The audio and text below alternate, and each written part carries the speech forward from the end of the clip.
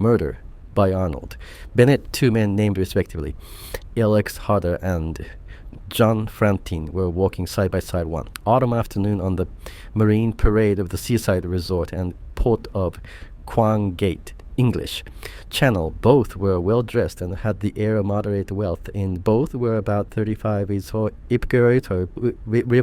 of age. At this point, the resemblances between them ceased. Alex Harder had refined features and enormous forehead, fair hair, and a delicate, almost apologetic manner. John Frampton was low-brow, heavy-chinned, scowling defiant indeed, what is called a tough customer.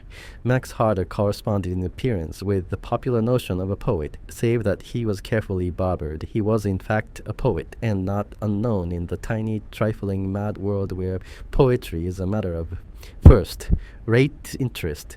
John Frampton corresponded in appearance with the popular notion of a gambler, an amateur boxer, and in a spare time a deluder of women popular. Notions sometimes fit the truth. Lay Max Harder somewhat nervously buttoning his overcoat, said in a quiet, bit firm and insistent tone, "Haven't you got anything to say?" John Frampton stopped suddenly in front of a shop whose facade bore the sign, "Guntle, Gunsmith," not in words answered. "Fran thing. I'm going in here," and he brutally entered the small shabby shop.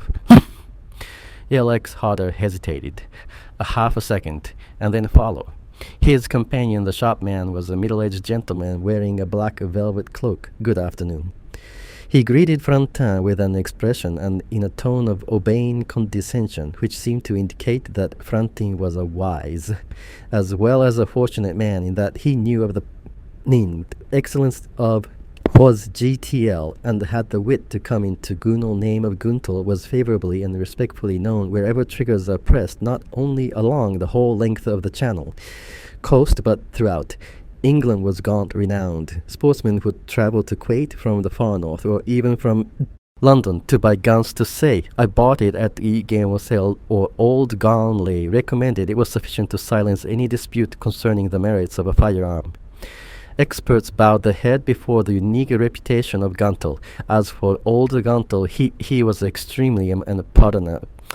Conceded his conviction that no other gunsmith in the wide world could compare with him was absolute.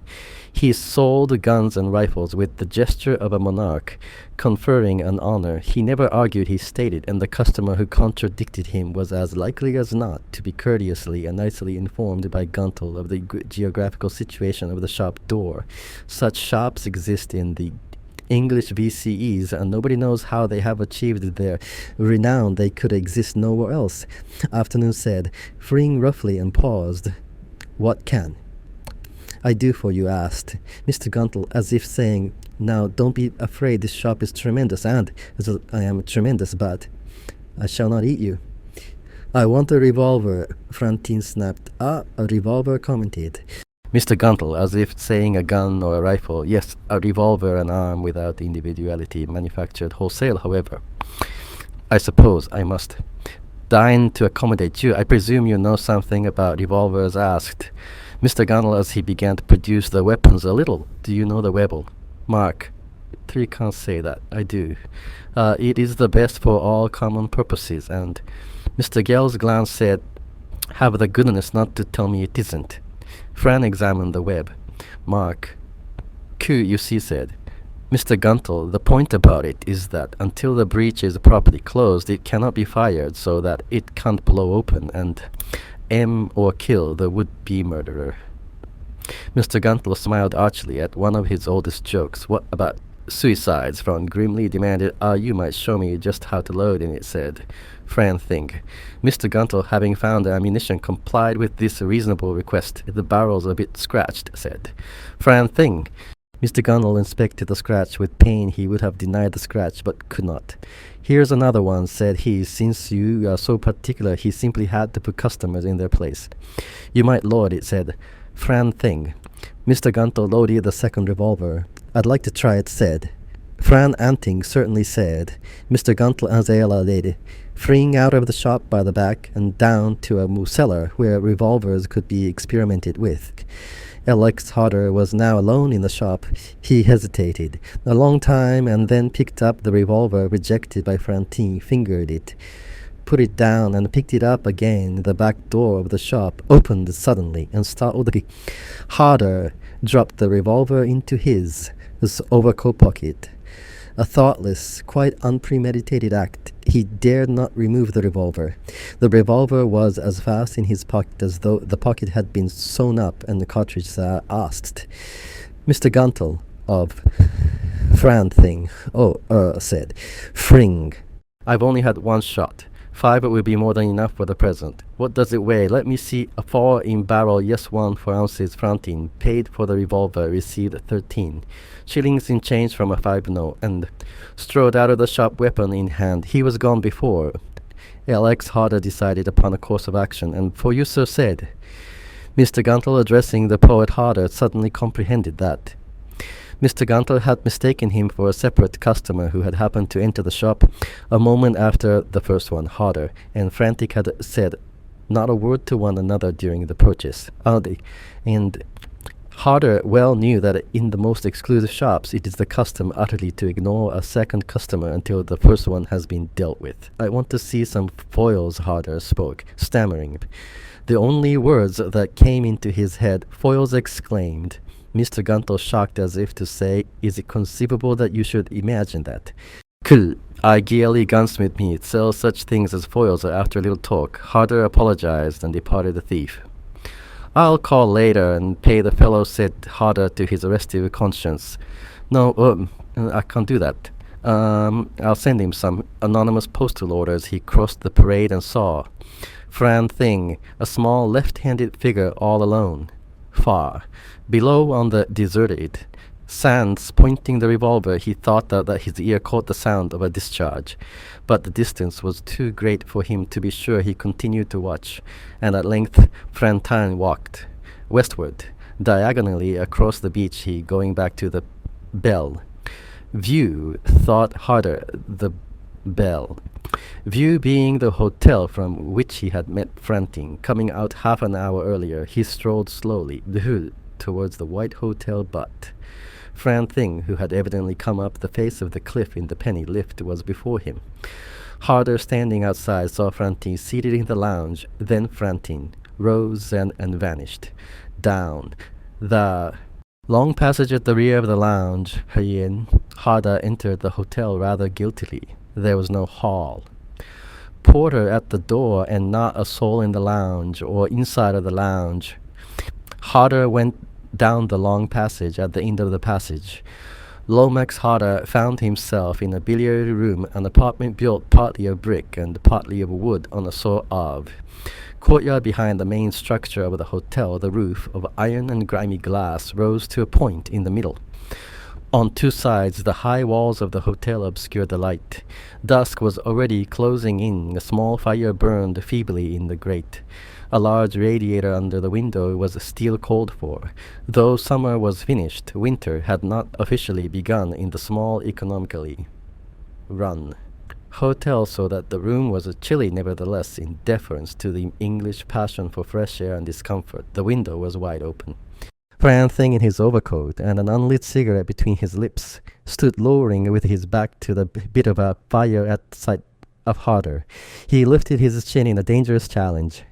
So you're still following me about, he said resentfully to Harder. Yes, said the latter, with his curious gentle primness of manner.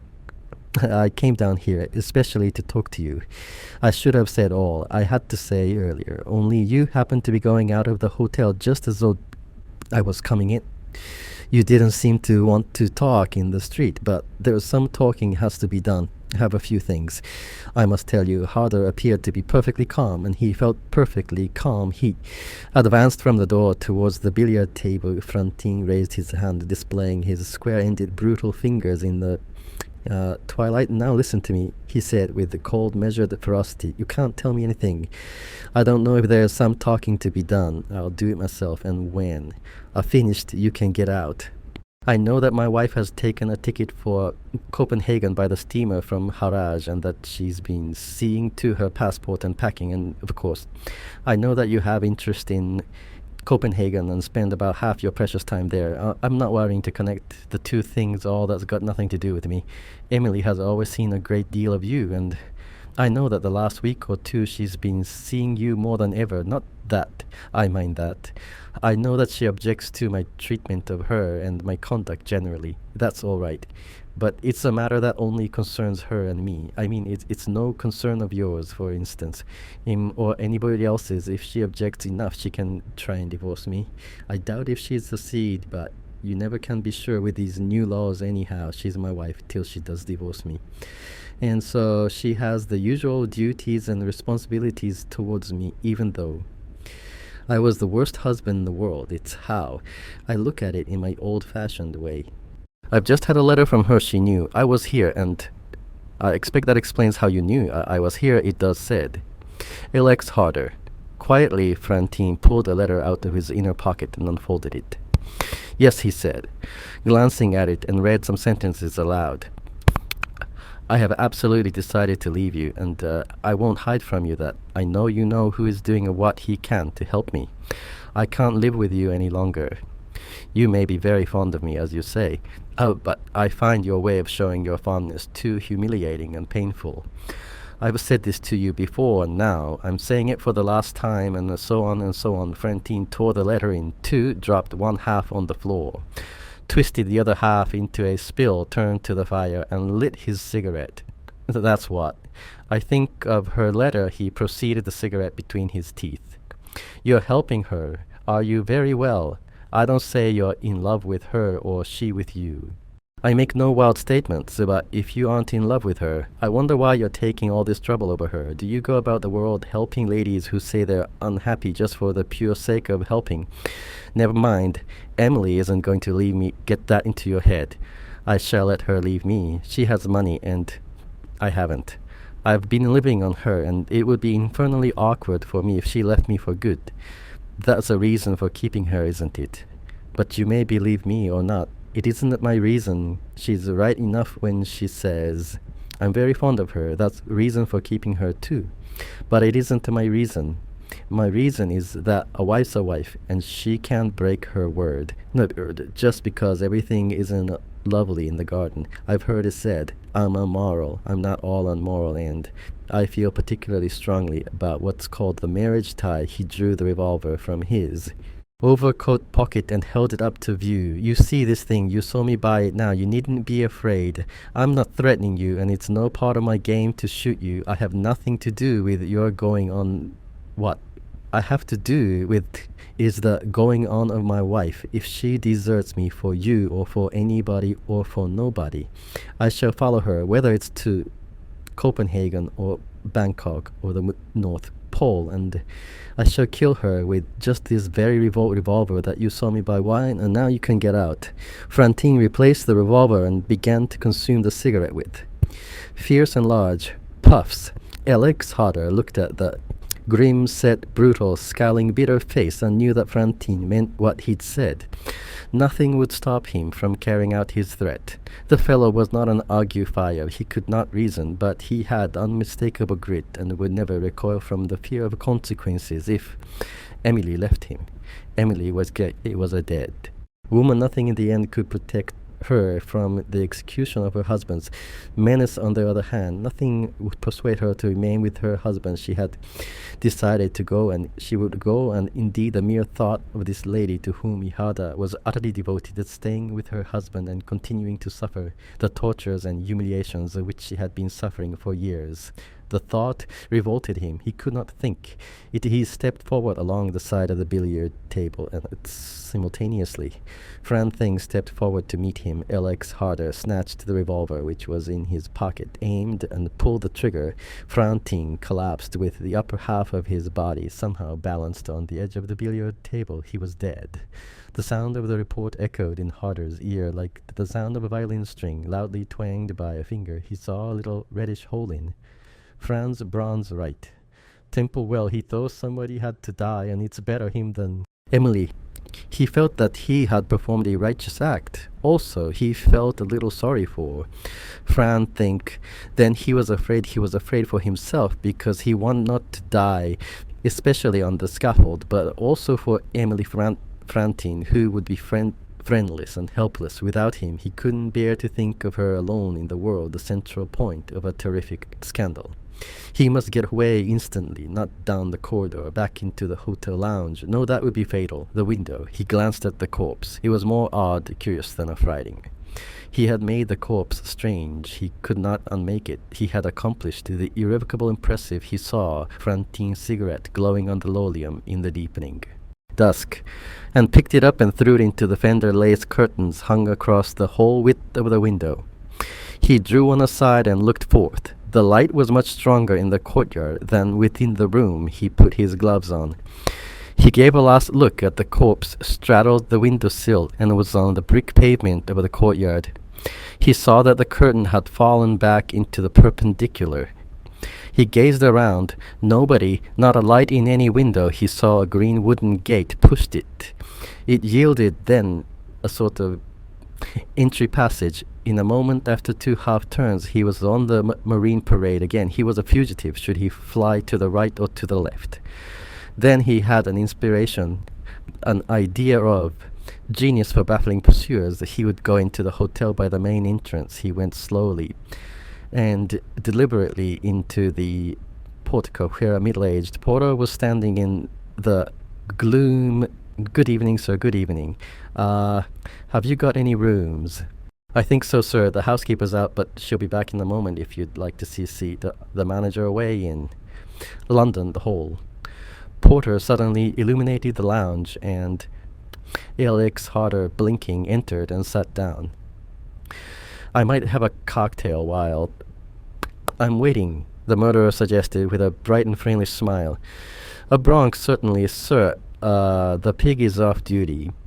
He sees to orders in the lounge. But I'll attend to you myself." "What a hotel," thought the murderer, solitary in the chilly lounge, and gave a glance down the long passage. "It's the whole place run by the whole porter, but of course it's the dead season. Was it conceivable that nobody had heard the sound of the shot?" Harder had a strong impulse to run away, but no, to do so would be highly dangerous. He restrained himself how much he asked of the whole.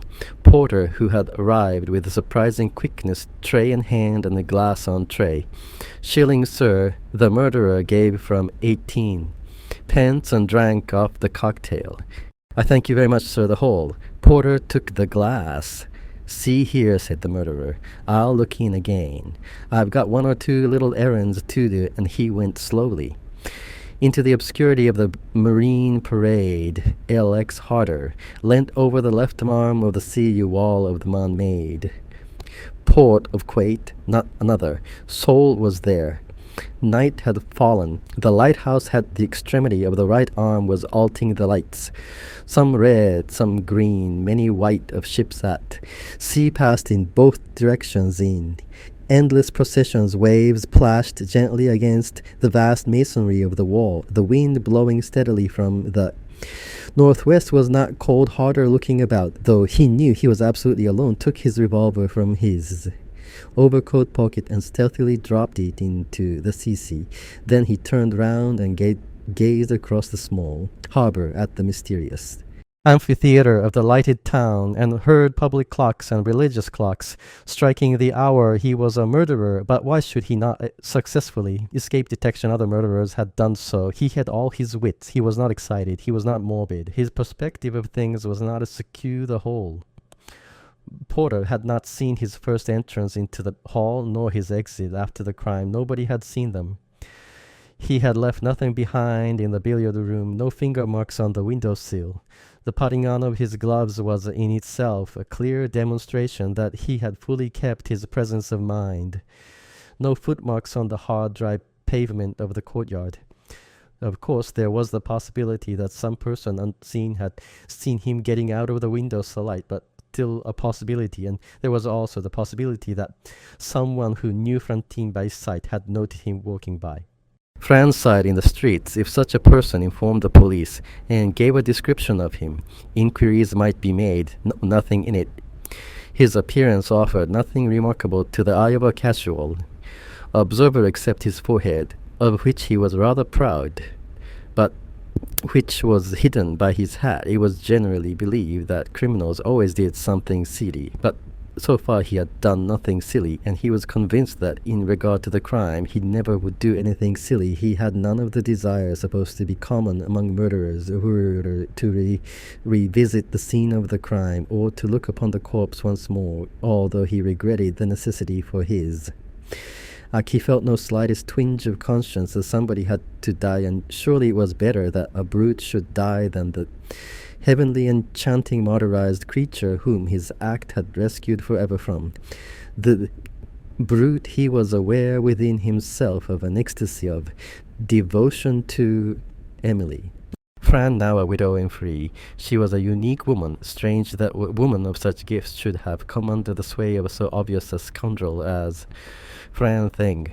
But she was very young at the time, and such freaks of sex had happened before and would happen again. They were a widespread phenomenon in the history of the relations of men and women. He would have killed 100 men if 100 men had threatened her. Felicity. His heart was pure. He wanted nothing from Emily in exchange for what he had done in her defense. He was passionate in her defense. When he reflected upon the coarseness and cruelty of the gesture by which Fran Thing had used Emily's letter to light his cigarette, Harder's cheeks grew hot with burning resentment. Gay. Clock.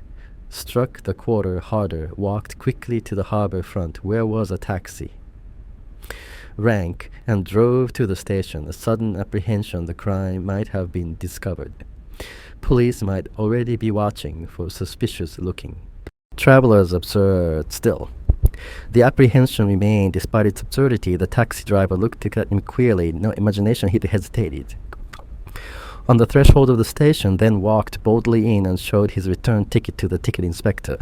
No sign of a policeman. He got into the Pullman car where 5 other passengers were sitting. The train started. He nearly missed the boat train at Liverpool station because, according to its custom, the Quaid flyer arrived 20 minutes late at Victoria and ET. Victoria, the foolish part of him, as distinguished from the common sense part, suffered another spasm of fear. Would detectives instructed by telegraph be waiting for the train? No, an absurd idea. The boat train from Liverpool station was crowded with travelers, and the platform crowded with senders off. He gathered from scraps of talk overheard that an international conference was about to take place at Copenhagen, and he had known nothing of it, not seen a word of it in the papers. Excusable, perhaps. Graver matters had held his attention, useless to look for. Emily, in the vast bustle of the compartments she had her through, ticket which she had taken herself in order to avoid possible complications, and she happened to be the only woman in the world who was never late and never in a hurry. She was certain to be in the tray. But was she in the train? Something sinister might have come to pass. For instance, a telephone message in the flat that a husband had been found dead with a bullet in his brain. The swift 2-hour journey to Harch was terrible for Alex Harder. He remembered that he had left the unburned part of the letter lying under the billiard table. Forgetful, silly, one of the silly things that criminals did and on. Parks and Key, the confusion was enormous. He didn't walk. He was swept onto the great shaking steamer whose dark funnels rose amid wisps of steam into the starry sky. One advantage: the detectives would have no chance in that multitudinous scene unless indeed they held up the ship. The ship roared a warning and slid away from the quay, groped down the tortuous channel to the harbour mouth, and was in the North Sea, and England dwindled to in. But a string of lights he searched every deck from stem to stern and could not find.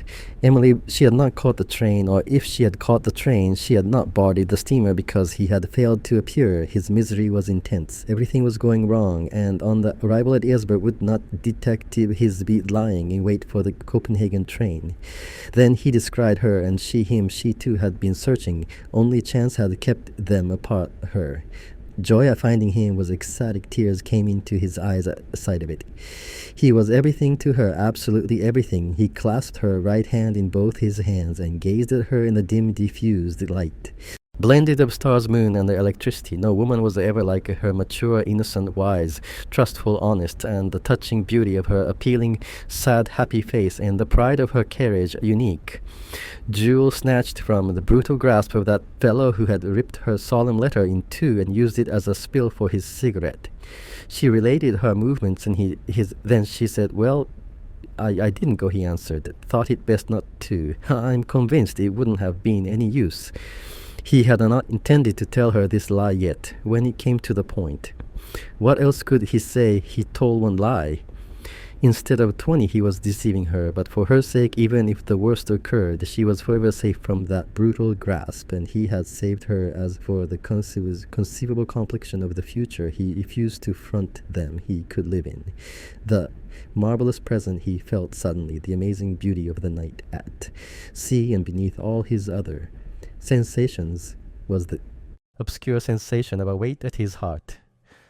"I expect you were right," she angelically acquiesced. The superintendent of police Kangait was the county town of the western half of the county, and the detective sergeant were in the billiard room of the Belle View. Both wore more the powerful, green-shaded lamps usual in billiard room, shone down ruthlessly on the green table and on the reclining body of John. Fran, which had not moved and had not been moved. A charwoman was just leaving these offices when a stout gentleman who had successfully beguiled the policeman guarding the other end of the long corridor squeezed past her. GRE. Ed, the two offices, and shut the door. The superintendent, a thin man with lips to match and a mustache, stared hard at the arrival.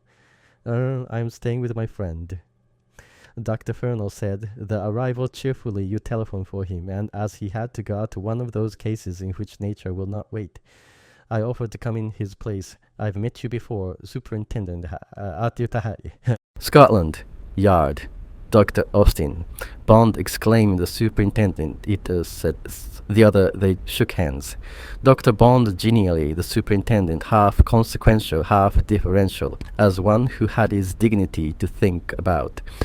Also as one who resented an intrusion, but dared not show resentment. The detective. Sergeant recalled the dazzling name of the great amateur detective, a genius who had solved the famous mysteries of the Yellow. Had 3 towns, the other 3 feathers of the gold spoon, etc., etc., etc., whose devilish perspicacity had again and again made professional detectives both look and feel foolish, and whose notorious friendship with the loftiest heads of Scotland Yard compelled all police forces to treat him very politely. "Indeed, yes," said Dr. Austin Bond, after detailed examination. "Being shot about 90 minutes, poor fellow. Who found him? That woman who's just gone out. Some servant here came in to look after the fire. How long since?" "Oh, about an hour ago. Found the bullet. I see it hit the brass on that. What cue rack there," the detective. Sergeant glanced at the superintendent, who, however, resolutely remained Anastahili, commented. Dr. Austin Bond, glinting through his spectacles at the bullet as it lay in the superintendent's hand. "Decimal 38. I see flattened. It would be," Sergeant said. "The superintendent, you can get help and have the body moved now." "Dr. Bond has made his examination." "Hey, doctor," certainly answered. Dr. Bond at the fireplace. He was smoking a cigarette. "I see either he or his murderer. You've got a clue?" "Oh, yes," the superintendent answered, not without pride. "Look here, your torch." Sergeant, the detective. Sergeant produced a pocket electric lamp, and the superintendent turned to the window sill. "I've got a stronger one than that," said Dr. Austin Bond, producing another torch. The superintendent displayed fingerprints on the window frame, footmarks on the sill, and a few strands of inferior blue cloth. Dr. Austin Bond next produced a magnifying glass and inspected the evidence. Very short range. The murderer must have been a tall man. You can judge that from the angle of fire. He wore a blue suit which he tore slightly on the splintered wood of the window frame. One of his boots had a hole in the middle of the sole, and he had only 3 fingers on his left hand. He must have cut in by the window and gone out by the window, because the hole porter is sure that nobody except the dead man entered the lounge by any door within an hour of the time when the murder must have been committed. The superintendent proudly gave many more details and ended by saying that he had already given instructions to circulate a description. curious said. Dr. Austin Bond, that a man like John Frontin should let anyone enter the room by the window, especially shabby-looking man. You knew the deceased personally, then no, but I know he was. John. Fran, how Dr. Luck Sergeant say the superintendent pigtail the constable to fetch the hall porter. Dr. Austin Bond walked to and fro, peering everywhere, and picked up a piece of paper that had lodged against the step of the platform which ran round two sides of the room for the raising of the spectators' benches. He glanced at the paper casually and dropped it again. My man, the superintendent addressed the hall. Porter, how can you be sure that nobody came in here this afternoon? Because I was in my cubicle all the time, sir. The hall. Porter was lying, but he had to think of his own welfare on the previous day. He had been reprimanded for quitting his post. Against the rule, taking advantage of the absence of the manager, he had sinned once again, and he lived in fear of dismissal if found out with a full view of the lounge. Yes, sir, might have been in there beforehand. That Austin Bond suggested no, said the superintendent. The charwoman came in twice once. Just before Frantin came in, she saw the fire wanted making up, and she went for some coal, and then returned later with some coal. But the look of Fran thing frightened her, and she went back with her coal. Yes, said the hold. Porter, I saw that another lie-out sign from the superintendent. He withdrew. Look, I should like to have a word with that charwoman, said Dr. Austin Bond. The superintendent hesitated. Why should the great amateur meddle with what did not concern him? Nobody had asked his help, but the superintendent thought of the amateur's relations with Scotland Yard, and Lena sent for the charwoman. Did you clean the window here today? Dr. Austin Bond interrogated her. Yes, please, sir. Show me your left hand. Slayton obeyed. How did you lose your little finger in a mangle accident, sir? Just come to the window, will you, and put your hands on it, but take off your left boot. First, the Slayton began to weep. It's quite all right, my good creature. Dr. Austin Bond reassured her. Your skirt is torn at the hem, isn't it? When the Slayton was released from her ordeal and had gone carrying one boot in her grimy hand. Dr. Austin Bond said genially to the superintendent, just a fluke. I happened to notice she'd only 3 fingers on her left hand when she passed me in the corridor. Sorry. I destroyed your evidence, but I felt sure almost from the first that the murderer hadn't either entered or decamped by the window. How? Because I think he's still here in the room. The 2 police officers gazed about them as if exploring the room for a murderer. I think he's there. Doctor. Austin Bond pointed to the corpse. And where did he hide the revolver after he killed himself? Demanded the thin-lipped superintendent icily when he had somewhat recovered his oopom. I've thought of that too, said Dr. Austin Bond, beaming. It's always a very wise course to leave a dead body absolutely untouched until a professional man has seen it, but looking at the body can do no harm. You see the left-hand pocket of the overcoat. Notice how it bulges, something unusual in it, something that has the shape of a... Just feel inside it, will you? The superintendent, obeying, drew a revolver from the overcoat pocket of the dead man. Ah, yes, said Dr. Austin Bond. Got a Webble? Mark. 2 quite new. You might take out the ammunition. The superintendent dismantled the weapon. Yes, 3 chambers empty. Wonder how he used the other 2. Now, where's that bullet? You see, he fired. His arm dropped, and the revolver happened to fall into the pocket. Fired with his left hand. Did he ask the superintendent? Foolishly ironic. Certainly a dozen years ago, Frontin was perhaps the finest amateur lightweight boxer in England, and one reason for it was that he bewildered his opponents by being left-handed. His lefts were much more fatal than his rights. I saw him box several times, whereupon Dr. Austin Bond strolled to the step of the platform near the door and picked up the fragment of very thin paper that was lying there. This said, he must have blown from the heath to here by the draught from the window when the door was opened. It's part of a letter. You can see the burnt remains of the other part in the corner of the fender. He probably lighted the cigarette with it out of bravado, his last bravado. Read. This the superintendent read. Repeat that. I realize how fond you are of me, but you have killed my affection for you, and I shall leave our home tomorrow. This is absolutely final. Dr. Austin Bond, having for the nth time satisfactorily demonstrated in his own unique, rapid way that police officers were a set of numbskulls. PA, the superintendent, a most courteous good evening, nodded amicably to the detective sergeant and left in triumph. I must get some more and go back to the flat. Sod. Emily. Fran thinks she was sitting one morning in the lobby of the Pallades Hotel, Copenhagen. Alex Harder had just called on her with an English newspaper containing an account of the inquest at which the jury had returned the verdict of suicide upon the body of her late husband. Her eyes filled with tears. Time will put her right, thought Alex Harder, tenderly watching her. I was bound to do what I did, and I can keep it a secret forever, so that was murder! Exclamation mark by Arnold Bennett. So first let me tell you something about Arnold Bennett. So Arnold Bennett was born Enoch Arnold Bennett. I wonder why I'm John Anthony, known as Tony, so you know. I can't complain about that anyway. Enoch Arnold Bennett was born on the 27th of May 1867 in Hanley, Staffordshire. Was a prolific English novelist, playwright, journalist, and essayist. He grew up in the Potters district of Staffordshire, my duck, an area that would later serve. They don't say it like that though. M. Duck.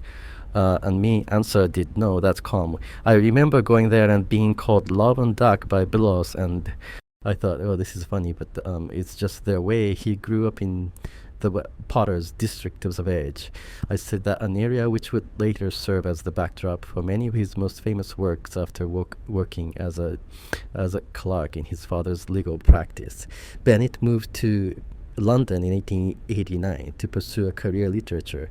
I did that, but it didn't work out. He initially found the success as a journalist, becoming assistant editor of the periodical Woman in 1884. That was going for donkeys. My mother used to read that back in the 70s. His first novel, A Man from the North, again, good title, was published in 1898, marking the beginning of his career as a novelist. His literary breakthrough came with the publication of Anna of the Five Towns. I think that's the poets of the Five Towns, aren't they? No Town, you too, followed by The Old Wives' Tale in 1908, both setting his native potteries, as she just has read on these. Works established him as a leading figure in the realist tradition. Get a grip of that realist tradition, and I want you to remember it, known for his detailed depictions of provincial life and keen observations of human nature. It's grim up north, throughout his career. No, it's not throughout his career. Bennett was remarkably versatile, producing not only novels but plays, films, scenarios, short stories, and non-fiction works. He was a notable literary critic and wrote extensively on the craft of writing. He knows how to write. To be fair, despite his commercial success and popularity, Bennett often faced criticism from modernist writers who viewed his work as old-fashioned. Nevertheless, his influence remains significant. He died on 27th of March 1931 in London. He was only 63, same age as I am now. He died of typhoid, which he contracted during a visit to Paris in February of that year. He had treatment in a nursing home, but he passed away, sadly. So let's talk about this story, murder. Anyway, shut up. So by Arnold Bennett. Well, you know that. So it was first published on the 1st of January 1927. And so it is, we were saying about is being a realist. This is not realist. This is vaguely comic, to be honest. It's not wholly comic, but it's you have the realist novels of grim life, or people having a cup of tea and walking to get a newspaper and stuff like that, and it's realist. This isn't like that. This is kind of stylized. It's almost comic. It's the difference between a photograph and a comic book in illustration. Okay, it was written during the golden age of detective fiction. That's another thing to remember, but he plays with it because many of the conventions, such as you find in Dorothea Leah, Agatha Christie, he subverts, but Agatha Christie also did a bit of subverting on her own, so I'm sticking up for Damn. Agatha there, who's my big pal, at first glance murder appeared to be a straightforward crime narrative, however. Bennett quickly upends Rita expectations by revealing both the murder and his motivations at the outset. So this shifts it from a who done it is it to a why done it, because even we know why as well, so it's not even a why done it, it's not a how done it, it's not a who done it, it's not a why done it. And those are the main genres of detective fiction. We want to know who done it, why did they do it. If we revealed who did it, we go, well, why did they do it? And sometimes writers hold that back. It's gone girl, like that somebody will comment. I've just thought that thought now, so I haven't really given it any time. So, and how done it? Sometimes like the locked room mysteries. This could have been. It could have been turned on its head. It could have been they found the body. Dr. Austin Bond, the detective, could have found the body, and they need to work out how it was committed. This is a very famous subgenre of detective fiction, the locked room. But it's not that, because although they don't know how the murderer came in and got out. But we do, so it's not even a locked room mystery. It is similar to the inverted detective story, So the inverted detective story was another subgenre, and it's associated with the Austin Freeman, and in his collection, The Singing Bone, 1912. So this was out in time for Betta to have read it. And how it does is this in an inverted detective story. Instead of it being how done it, the crime, including the perpetrator and the modus operandi, is disclosed to the audience almost immediately. This creates a form of dramatic irony where the reader, I just need to link to that, where the reader knows. So I've said this many times, but I don't know if you wanted to talk about it. So dramatic irony, there is in fiction there is an imbalance between what the protagonist knows and what the listener knows, and this is really important. If you're writing, you have to be aware of this, even if it's kind of not it's not the forefront of your mind. If you're doing it well, it will be up there, So what I mean is, and look at Sherlock Holmes. So Sherlock knows a lot more than we do. That is mystery. Yeah, this is a guy called Robert Key wrote about this in his book Story, which is a great book if you're interested in writing. He's mainly a screenwriter, but the story, whether it's a graphic novel, whether it's an opera, whether it's a film or a novel, it's the same idea, or a piece of epic poetry recited by Homer. There is that imbalance between what the protagonist knows. So, and this is very true in Greek. Look at Eidos Rex. That is dramatic irony. So mystery is where, and if you heard me say this before, forgive me. Mystery is where the protagonist knows more than us. Example, Sherlock Holmes. He knows before we know. All right. The next thing is suspense, where we are advancing through the eyes of the protagonist, and a lot of kind of hard-boiled stuff is like this. We are, let's say with Sam, it's Spade. He doesn't know. We don't know. Yeah, and he's like, oh, what around the corner? Neither of us know. That's suspense. The third one is where we know more than the protagonist, and that's dramatic irony. And think of it, use Rex. We know he's married his mother and killed his father, but he doesn't. So in the inverted detective story, it can be done so that we are watching the detective and we actually know, but the detective doesn't. So that's dramatic irony. So that is the classic inverted detective story. This story murder isn't even quite that, because it is a little bit at the end. The superintendent and Austin Bond, Dr. Austin Bond, don't know, and we know. I think that is used for comic effect in this story, rather than it could be used for make us cry. A lot of dramatic irony. We see the hero who we invested in. We know a terrible fate is coming, and we're going no, but he doesn't know when he walks, or she and they walk straight into it. But in this case, because of how it ends, they're like, yeah, whatever, what a clown. So it bears a resemblance to the inverted detective story, but but it isn't all right.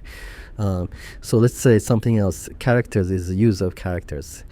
This is very interesting, I think, and this is an accomplished author, and he knows what he's doing, and and so from the very beginning we set up two men. They're equivalent. He even uses this, and this is where the resemblance ends. So they're a similar age, they're a similar social class, they're walking in the same place.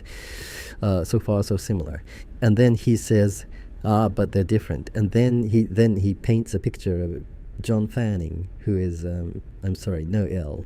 Max Harder first, who's a refined, sympathetic figure. He's a poet. Arnold Bennett considers poets to be great men and women. He doesn't say women, he doesn't say men, but they're a good thing. Poets, they are amongst the elite, the moral elite of society.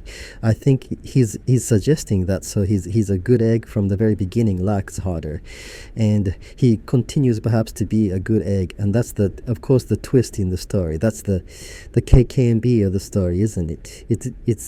So it's not it's not a who done it or why done it, how done it. It's let's ever think about morality story. I haven't got a fancy. I don't know, why not do it. I don't know. Somebody come up with that. So and then we have John Fanning, who is portrayed as a tough customer, a boxer. He's physically of a less exalted kind. He's dark haired. He's rather than blonde haired. All these kind of things, and these are signifiers. These are tropes, if you like, that we do it all the time. All authors. Oh, you watch your next movie, your next TV series, and the moral status of the character is going to be signaled to you. Sometimes that's subverted. Sometimes your soul somebody as a bad guy, and it turns out to be a good guy. But how do they sell you the bad guy? They do things like this. They have this description of a deluder of women. So that's the only mention of it.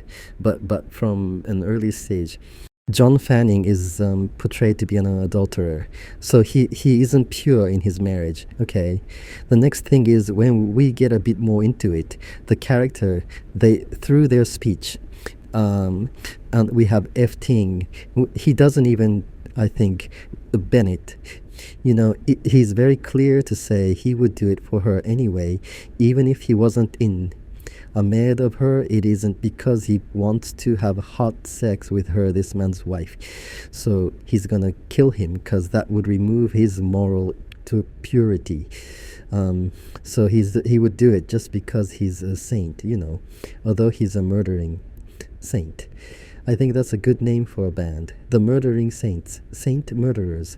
I don't know. Anyway, so and I think John F. Ting I enjoy doing that dialogue so much, because F. Ting is just despicable, isn't he? He's just utterly despicable, and so it's set up. We're going to have an M murder, but the twist is that the murder... He's virtuous, or is he believes he's virtuous. He thinks it's a righteous act, and he sets out why, because he's protecting the beloved sainted Emily this guy's ifting is if he says it's a wife beat, he's certainly controlling, he's certainly coercion and control. That's illegal. In the UK, when I was working in a safeguard in domestic abuse wasn't just considered physical abuse. It became illegal. The cons, the coercion and control became illegal as well. So that's the first part of the story. I think it's related to the second part of the story almost. We could have had that without the detectives. They could have cut that off, and I think it's very interesting that our man Alex Harder, even though he's convinced of the righteousness of his ass, first of all, he's guilty. He feels guilty.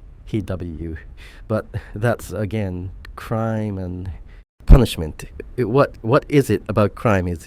Why don't we just go out and commit crimes? Is it because we are inherently virtuous people? And I think that's what Bennett is trying to say about Lakehard. He's inherently virtuous, or is it that we don't want to be punished when he's running? That's definitely on his mind. Even though he's convinced he's done a virtuous act, he's still frightened, and he still tries to set up an alibi because he's frightened of the consequences of his righteous act. That kind of raises another question, which is, I think is there really in the second part of the story, which is to say that if the organs of society, of the state, yeah, the police, the court service, if they do not deliver justice, then we take the law into our own hands. If the law will not protect us, do we take the law into our own hands? This is a big debate. Are you allowed to defend your own home? And this varies. There are people listening to this from all over the world, and the law on what you're allowed to do to defend your own home is very different in different places. In some cases, you can just take a machine gun out and shoot somebody who comes into your house. In other places, if you did that, you would be arrested for murder. Even if somebody comes into your house and you punch them right in the face, in some places, you would be punished for that. In other places, they would just think, well, no, that's fine. So I think this highlights the legal system, and it isn't because, so does the legal system protect Emily in 1920 out from her vile husband. It doesn't. Now if it was 2027 and it did, would that then make LX Hard's act less virtuous? You will have a position on this yourself about whether you think L. Max Harder is a hero, or whether you think no, he should be punished. He murdered somebody, took somebody's life. Doesn't matter. Reminds me about, and this is a massive, this is all utilitarianism versus Canaan deontology. So just in the thing, so utilitarianism or spreadsheet, you add up the virtue in the world and the virtue, and you subtract the badness, and then what you end with your action, you do a little calculation. Will it increase, will it create more happiness or less? If it creates happiness, it's okay to do it. Whereas Kant says about this deontology, it's the intention that's important. It isn't anything like a calculation. It is virtue is virtuous in essence, so it is one should not kill, thou shalt not kill, end of, doesn't matter. I mean, we've always broken that law in war, and go in these countries, historically in this country, we used to execute people when the state would execute people. And so we have broken that commandment, but we would justify it and say, well, I know the commandment says do not, thou shalt not kill, but in this case, I'm sure that God would agree with us, God England. Yeah. So, famously in the First World War, everybody's out there going, God's on our side, he wants you dead, oh, no, he wants you dead. It's the same God. Now, you may say there is no God. Fair enough if you say that. That's another big debate, isn't it? What we just listened, we're just touching on too many big debates. Let's rein it in a little bit. So the second part is it's doing a couple of things. It's doing what I said, which is it's questioning the difference between legality and justice, legalism and justice. They're not the same thing, and clearly Alex Harder thinks that justice is really important and legality is a second runner. The other thing it's doing is, and then that issue about whether the organs of the state are effective. In this case, they're clearly not, and so we can talk about that. But I think the other thing that it's doing is we're seeing the police are incompetent. I mean, he thinks the murder is this three-fingered charwoman. The superintendent, he's a bumbling fool, and Arnold Bennett is clear about that, and then and the other thing he's doing is playing with the genre. So we get Dr. Austin Bond, and in the Golden AG we have these super intellectual detectives, Miss Morrell, but Peter, Whimsy, Sherlock Holmes. There's a bunch of them. If you go through what we've done on the channel so far, they come and do doctor. Austin Bond fits this mold, doesn't he? He's a doctor. Lots of them are doctors, and he's very, very clever. He's very arrogant, and he looks down on the police. These are all characteristics of the super sleuth who we usually in this genre trust to. The police usually don't come out with it very well. In modern novels, they do, as I said, I was just reading, One of Us is Dead by Peter James, and that's a police procedural, and the police are actually pretty competent, so things changed in the 20s and 30s and before, they didn't think much of the place. I don't think um, if we I don't know, but if we look at the stories, they don't trust them. And in this case, of course, this super sleuth, and they always wheedle their way in somehow. And Bennett's quite clear that the only and Sherlock Holmes does similar things. Knows the big man at the Met, but Bennett's playing with this, that people drawn these super sleuths drawn their snobby connections with people at the club to get their feet in the door, and but he then marks the superintendent's ridiculous and just incorrect solution to the crime, and then his own solution is even more ridiculous. He doesn't even think there is a crime, and his clincher is somehow this guy blew his brains out, and then somehow the revolver fell into his pocket. It's absurd. But so to wrap it up, this is a justified. I think he's portraying a justifiable murder. Bennett clearly never condemns Harder. It doesn't fully absolve him. But I think certainly, maybe me, I feel that Arnold Bennett's on the side of Harder, or else he would have been caught, and tried. I think so it is better that a brute should die than the heavenly enchanting innocent person, Emily. And Emily, there is no question that she is an innocent. She's a woman, has had a hard time, but this is not it's not a novel that focuses on. If it was a realist novel, I think it would focus on the domestic abuse and her suffering. I think that's what it would do, but it isn't. It's playing with, and when I say playing, I don't mean necessarily toying. I think it's in a very entertaining way, throwing ideas at us. I mean, there's lots to say about the story, the use of dialogue, pacing. Let's say something about its context. So at the same time, we have his contemporary with Agatha Christie, and how Dorothy Ayler's perhaps provocatively, we may see this relatively minor story as a bridge between the puzzle-oriented golden age mysteries, locked rooms, super sleuths, and later more psychologically complex crime fiction.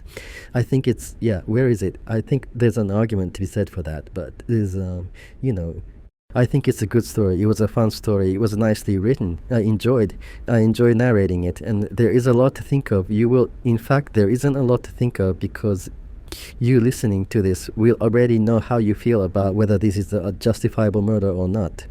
And whereas you may enjoy the ridiculousness of Dr. Austin Bond and the character portrayal, if you feel it's justifiable, you will have felt some satisfaction at him blowing his brains out, and you're probably comfortable with that. I mean, it's not real, let's face it. So you don't really have to be too hard on yourself.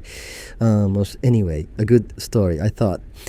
More coming soon, please. Do remember, just to help me out, if you enjoy the story and my thoughts about it, could you share, could you subscribe, put the notifications on so that you'll tell, as we say, when another story pops up.